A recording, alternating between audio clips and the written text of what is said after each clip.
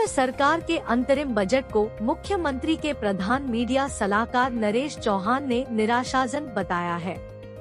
उन्होंने कहा कि हालांकि यह सरकार का इंतरिम बजट था, लेकिन इसमें किसी भी वर्ग के लिए कुछ खास नहीं है। उन्होंने कहा कि मध्य वर्ग को सरकार से उम्मीद थी, लेकिन उन्हें कुछ नहीं मिला। रेलवे, पर्यटन जैसे क्षेत्र के लिए कुछ खास इस बजट में नहीं देखने को मिला। प्रदेश में आपदा आई थी और केंद्र से जो मदद मिलनी चाहिए थी वो नहीं मिली है। बजट में केंद्र सरकार को अलग से हिमाचल के लिए प्रावधान करना चाहिए था। नरेश चौहान ने कहा कि हिमाचल की उम्मीदों के मुताबिक भी यह बजट निराशाजनक ही साबित हुआ है। इनफैक्ट अंतरिम बजट जो चुनाव से पहले कल भारत सरकार का पेश किया गया, तो उसमें जो हमारी उम्मीदें थी सरकार की, हिमाचल प्रदेश की या लोगों की प्रदेश की, हमें लगता है उस बात पे खरा नहीं उतरा है। एज यूजुअल बजट हर साल पेश करती हैं सरकारें, अब ये केवल आंकड़ा हो गया है। योजनाएं हमेशा लंबी होनी चाहिए, बड़ी होनी चाहिए, क्योंकि एक वर्ष में ये योजनाएं आगे नहीं बढ़ती हैं। और ख़ास तौर पे हमको उम्मीद थी कि जो आपदा के दौरान हिमाचल प्रदेश में जो नुकसान हुआ और उसके 10,000 करोड़ रुपए के नुकसान के हमने सारे जो कागज़ थे वो भारत सरकार को सौंपे थे, और हमें लगता था कि उसके एवज़ में हमें भारत सरकार को विशेष पैकेज के तौर पे कुछ हिमाचल प्रदेश के लोगों की मदद होनी चाहिए थी। एज यूजुअल इस बजट में उसके बारे में कोई जिक्र नहीं है, और वैसे भी ये अंतरिम बजट है, कोई बड़ी बात इसमें नहीं हुई। मध्य वर्ग के जो लोग हैं जिनको उम्मीद थी कि हमको सैलरीड पर्सन है, इनकम टैक्स में कुछ रिबेट मिलेगा, वो भी नहीं मिला। और कोई ख़ास योजनाएं भी हमको जो है रेलवे की बात करें या और दूसरे क्षेत्र में करें, टूरिज़्म के क्षेत्र में करें, तो कोई बड़ी बात इस बजट में नहीं दिखी।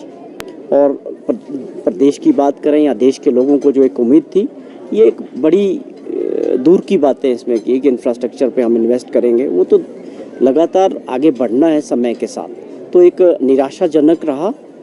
जिस प्रकार की उम्मीद हमें थी कि हमें कुछ आपदा के दौरान जो नुकसान हुआ उसकी कुछ स्पेशल पैकेज के दौर पे जो राहत मिलने की उम्मीद थी, उस पे भी ये हमें निराशा ही इस बजट से लगी। देखिए, जो हाल ही में चंडीगढ़ में जिस प्रकार म्यूनिसिपल कॉरपोरेशन चंडीगढ़ का चुनाव हुआ और वहाँ सीधे तौर पे सारी दुनिया को इस चीज़ को इस बात का इल्म था कि वहाँ बहुमत जो है कांग्रेस और आम आदमी के पास था, और उसको दरकिनारे करते हुए किस प्रकार वहाँ out of the way Bhajpa ने अपने मेयर को बिठाया।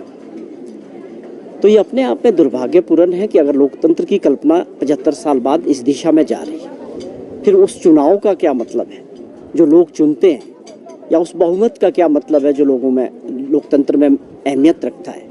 अगर आपने ताकत के दम पे ही ये सब करना है तो चुनाव कराने की आवश्यकता क्या है देश में? लोकतंत्र किस बात का है? तो वो एक अपने आप में बहुत दुर्भाग्यपूर्ण घटना थी कि आपने 8 वोट को इनवैलिड कर दिया और धक्के पे और जोर पे, ताकत के दम पे भाजपा का मेयर वहाँ बना दिया। ये ठीक है कि लोगों की इस पे नज़र है, लोगों ने इस बात को समझा है कि ये सही नहीं है, लेकिन जो लोग सत्ता में बैठे हैं वो समझते हैं कि सत्ता का दुरुपयोग करके इस तरह से लोकतंत्र को कमज़ोर किया जा सकता है।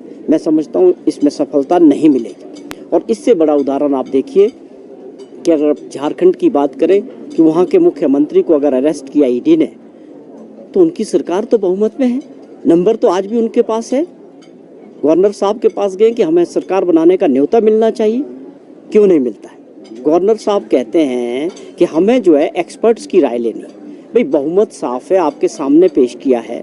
अब वो एक्सपर्ट कहाँ बैठते हैं जिनसे आप राय लेते हैं? क्या वो दिल्ली में आका है उनसे राय लेते हैं? वो एक्सपर्ट है कि किस प्रकार उनकी सरकार तोड़नी है, किस प्रकार उनके एमएलएज तोड़ने हैं। ये कौन सा लोकतंत्र है कि लोगों द्वारा चुनी गई सरकार, बहुमत की सरकार को तोड़ने का काम भारत सरकार करती है? ये अपने आप में बहुत चिंता का विषय है देश के लिए। शिमला से कैमरामैन युगमार्ग टीवी।